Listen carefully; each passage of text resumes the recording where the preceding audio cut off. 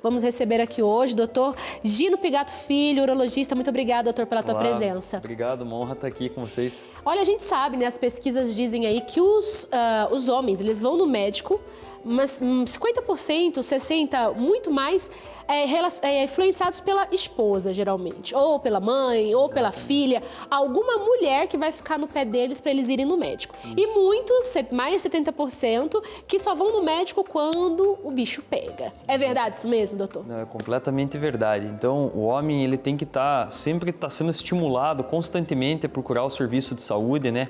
As campanhas elas têm que ter um foco nessa questão de resgatar o homem e trazer o homem para perto, porque instintivamente ele é diferente da mulher, ele não vai atrás desse cuidado, né? A mulher ela tem o cuidado, tem essa parte maternal de cuidado com a família, ele está sempre se protegendo, criando uma proteção no lar.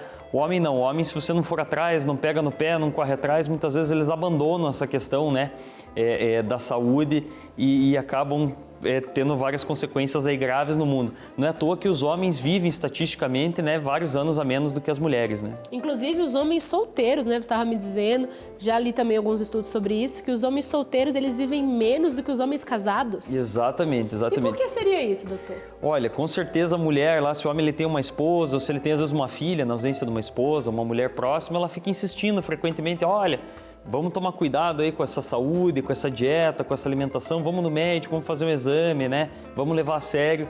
E às vezes se ele não tem essa presença perto, ele acaba se protelando, se desconectando dessa influência tão importante feminina, tão importante que é da mulher na vida do homem. Na vida de um homem. Então, tá vendo, gente? O homem casado, ele precisa aí sempre viver mais. Às vezes o homem fala que a mulher pega no pé, né? Mas a gente pega no pé por um motivo bom, para que vocês tenham saúde. E a gente sabe também que os homens, eles têm dessa situação de não querer fazer os exames de rotina. As mulheres, a gente já tem aqueles exames de rotina todos os anos, a gente já sabe, uma vez ao ano vai no médico, faz seus exames. Os homens também teriam que fazer esses exames de rotina? É fundamental. Na verdade, assim, a principal causa de mortalidade na população brasileira são as causas cardiovasculares, né? Então é fundamental, desde uma idade mais jovem possível, o homem fazer com uma regularidade, né? Avaliar a pressão arterial, ver uma vez por ano os níveis de glicose, né? Para tentar identificar uma diabetes, ver a função da tireoide, ver toda essa questão cardíaca, né? A partir ali dos 45 anos, se ele for afrodescendente ou tiver uma história familiar, ou caso ele não seja afrodescendente, pode ser a partir ali dos 50 anos, tem que também começar a fazer o rastreamento do câncer de próstata, né? Que é uma doença que não dá sintoma nenhum. Se o homem for esperar ter sintomas para ir atrás do câncer de próstata, ele só vai pegar uma doença tardia que não tem mais tratamento, né? Tem só assim, tem tratamento, mas não tem cura, né? Só tem daí tratamentos que vão postergar a evolução da doença.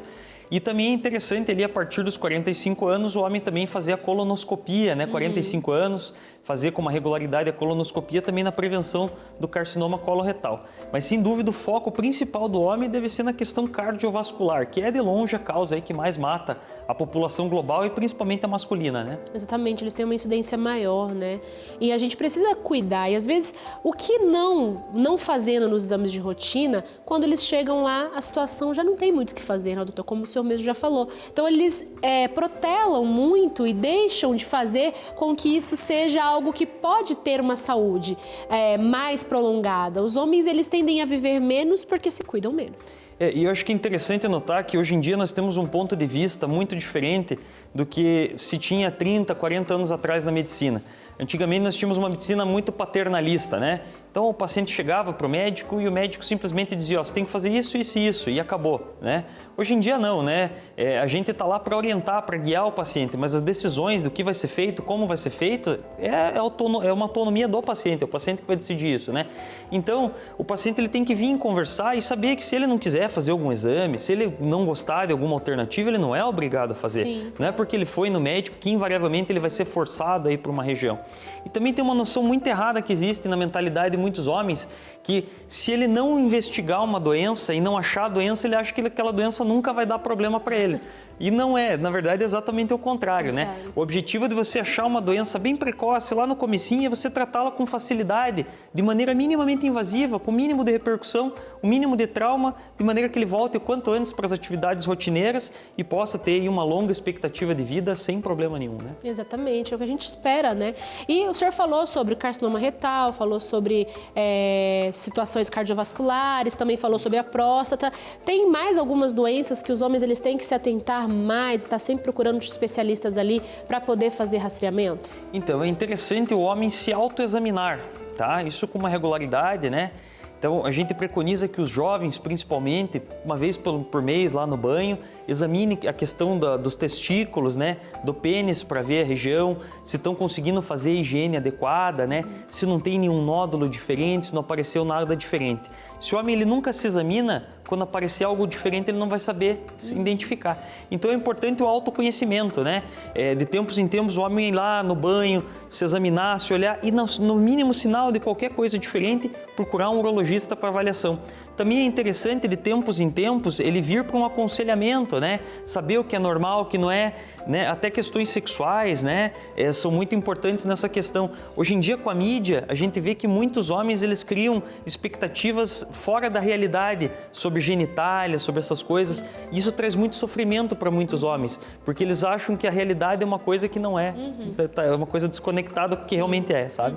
Acaba não sendo tão natural quanto deveria, né? Porque o corpo ele é natural, né? Todos nós, homens e mulheres, a gente precisa cuidar daquilo que Deus deu de uma forma tão perfeita, mas fazer com que isso seja cada vez visto de uma forma natural. E a gente sabe também que os homens eles têm essa gordura abdominal mais acumulada, né? As mulheres também têm. Depois de uma certa idade, aquela gordura ali na região abdominal, aumento da circunferência abdominal é mais proeminente. Mas os homens, eles costumam ter ali depois dos 40 anos, invariavelmente, bem magro ou não, aquela gordura abdominal começa a aparecer de uma forma muito ali determinante. O que essa gordura abdominal traz de problemas de saúde? Qual é a preocupação ou não? É só uma gordurinha à toa? Não, a gente sabe que a circunferência abdominal ela tem uma correlação direta com o índice de infarto agudo do miocárdio, né? Então, com a medida do envelhecimento, vários hormônios vão reduzindo no corpo, né? O metabolismo ele muda bastante com o envelhecimento. Então, as necessidades dietéticas do homem, as necessidades de atividade física vão mudando, né? Então, às vezes, o homem que não era tão cuidadoso e tinha um físico razoável na sua juventude, uma saúde razoável, ele vai precisar de um esforço maior com o passar do tempo. Esse esforço maior vai ser progressivo ao longo do tempo para se manter saudável, né? Então, eu tenho uma frase que o professor meu sempre dizia na faculdade que é muito interessante.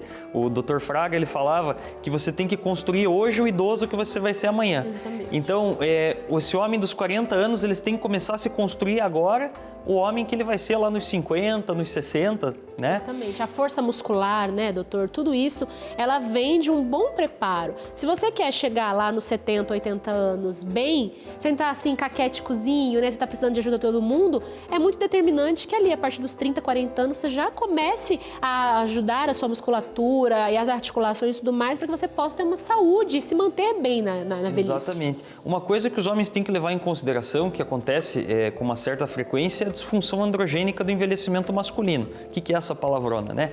Então, o que acontece? Em alguns homens, não todos, não é?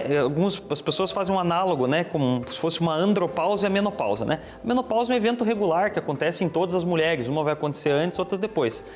A disfunção da testosterona, que seria o equivalente à andropausa no homem, ela não necessariamente vai acontecer em todo mundo, né? Na verdade, a maior parte dos homens vai passar a vida toda com níveis adequados de testosterona. Mas em muitos homens, a partir de uma idade, os níveis de testosterona começam a reduzir em decorrência de uma falência dos testículos do homem, né?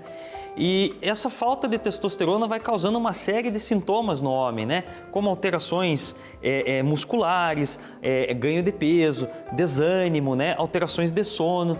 Então é interessante também o homem que está sentindo que esses sintomas estão acontecendo de uma maneira muito exacerbada, desproporcional. Poxa, rapidamente eu tive uma piora, seria interessante fazer a dosagem também, porque às vezes uma reposição, né? Exatamente, de uma forma simples, a qualidade de vida melhora muito. E muitas pessoas, elas confundem a reposição de testosterona com a suplementação de testosterona, né?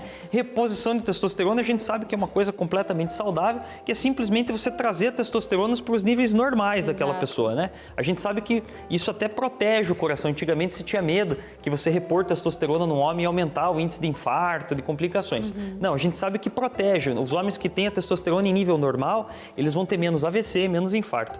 O que a gente não pode fazer é a suplementação que alguns jovens às vezes querem fazer em academia, né? Então, às vezes o pessoal quer ficar forte e rápido, faz uma superdose, e essas superdoses daí sim são super maléficas para o organismo, né?